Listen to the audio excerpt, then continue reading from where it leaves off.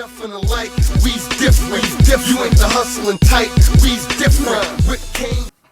Ladies and gentlemen, boys and girls of the YouTube world, CJ Rose's back in the building. Welcome back to the channel. Live and direct, live in effect. Make sure you subscribe to find out what's next. Alright. So, tonight is NXT Takeover Wargames. I was actually supposed to do this video Friday, and I was supposed to do it yesterday. I lost track of time. So now we're here doing it right before the pay-per-view once again. Alright, so you know how NXT Takeover does. 5 matches on the card. Let's get into it. Alright, so the first match I'm going to start off with is Dexter Lumis versus Cameron Grimes in a strap match.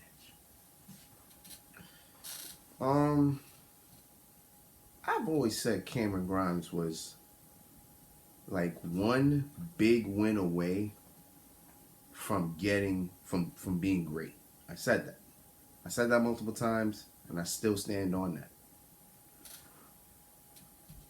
Thing is, I don't know if he's winning this match, though. That's my thing.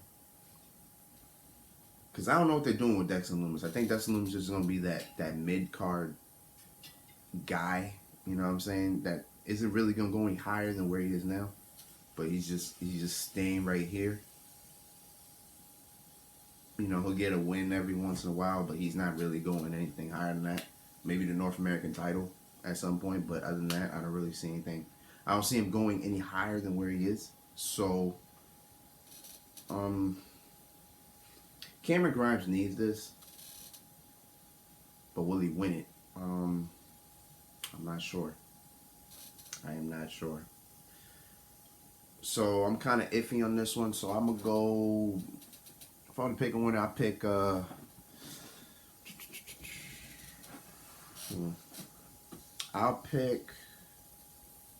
Dexter. No. Yeah, I'll pick Dexter Lumis to win. Yeah, pick it to win. It's a strap match, so actually it could be some BS thinking about it. Because well, that was a bull rope match. Never mind. So yeah, if it's pinned, then yeah, I pick Dexter Lumis. Yeah, that's all I gotta say. That's all I gotta say. All right, next match is Timothy Thatcher versus Tommaso Ciampa. So Ciampa's a face again. After literally coming back and turning into a heel, he's a face again. So now at this point, I don't know what to really think about Mr. Tommaso Ciampa these days. But he's going against Timothy Thatcher, who pretty much is one of the better grapplers in NXT. This should be interesting. This would be another interesting match because Thatcher's more submission based and more ground based. So Ciampa's more ground based, but he's somewhat of a brawler too. But he'll get on you like that, you know what I'm saying? So it should be a good match. It should be a good match. Ciampa might switch his style up like Finn Balor did when he faced Thatcher. So if that's the case, I'm picking Ciampa to win. Because I think Thatcher's just that guy that people just beat. You know what I'm saying? I don't think Thatcher's really gonna get wins like that. I think he's just a guy you just throw at people just to get the win. You know what I'm saying? I think he's just that guy. Which is sad, because I think Thatcher's really good. But he almost reminds me of William Regal in a sense. Like when Regal came to WWE, he was having good matches, but he was really not winning the big matches against the big names. Thatcher is pretty much in that same boat. So, Ciampa wins. Simple as that.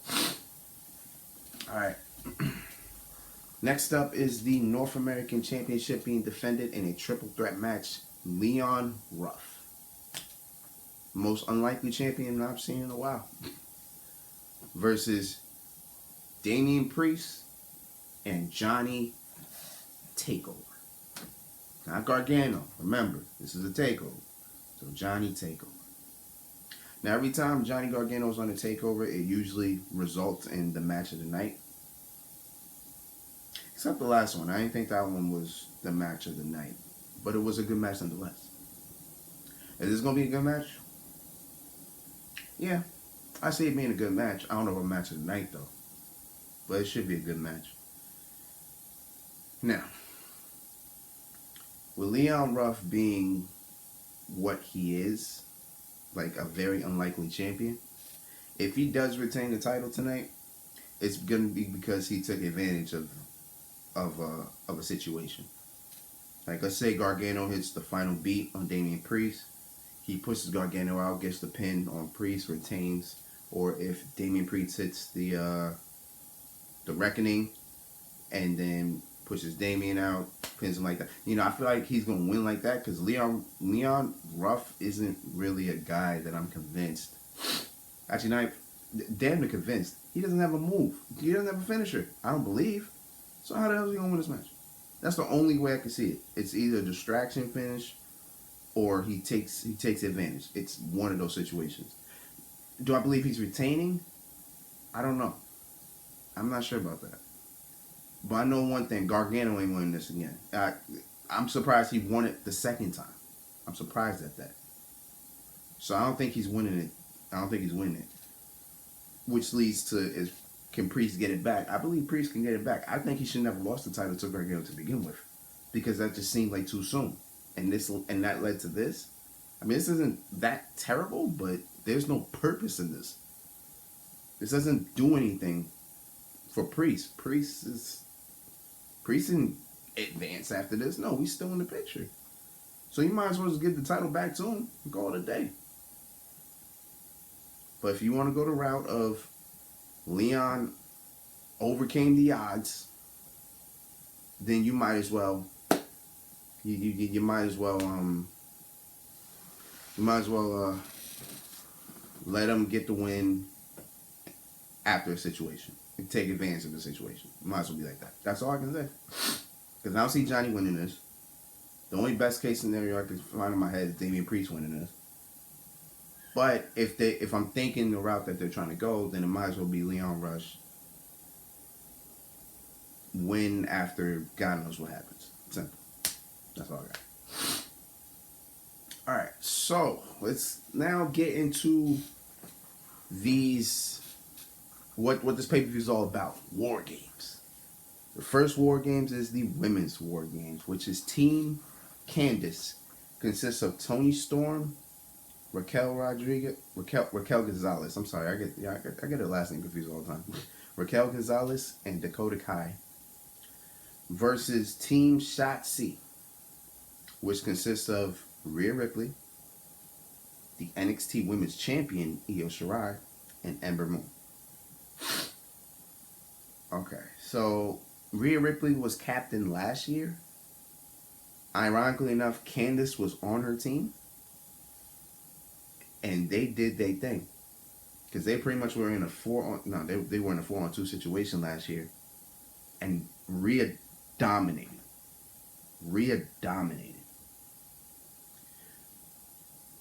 It's not going to be the same as it was last year. It's not. It can't be. Because then it's like, it takes everything from Shotzi. Because I said, Shotzi will be great one day. I said that. This is the opportunity. You're team captain of a War Games team. This is your time to step up. This is your time to show how great you can be. It's Shotzi's time. Couple problems is you got 3 former NXT Women's Champions on your team. So they're a lot more experienced than you are. So you need to show that you belong with the elite. This is the time.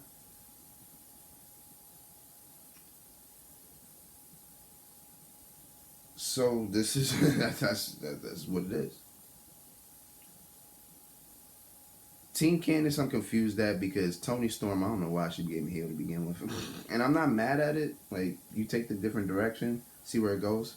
I'm just so confused at the direction. Like, why? Like, I hope Tony gets somewhere with this. We'll see. Maybe we'll see an Io versus Tony matchup. Actually, that we were teasing that at some point. Maybe we'll see that. I'll be down. You know what I'm saying? But in terms of this, Team Shotzi needs to win because this will improve her stock. But then again, what's funny, Candice should win too, only because she's never been NXT Women's Champion. Out of everybody that's been in the company, you know how long Candice LeRae's been in NXT? And she's never been NXT Women's Champion? That's so weird to me. But maybe she's just pushed it away so I guess other talent can get it. I don't know. But at this point, I'm picking Team Shotzi to win. I'm picking that. Because I think Shotzi is the project, and I think we're going to try to build her up. So this is the best way to do it. In a match that is big time. And it's the final NXT pay-per-view of the year. Oh, you better do your thing. You better captain this team to victory. You feel me? You feel me? We'll see what happens. Main event. The main event of this pay-per-view, which is the men's War Games match, which is Pat McAfee teaming up with the NXT Tag Team Champions, Oney Larkin and Danny Burch, and the Bruiserweight versus the Undisputed Era. So the Undisputed Era this is literally the Undisputed Era's match.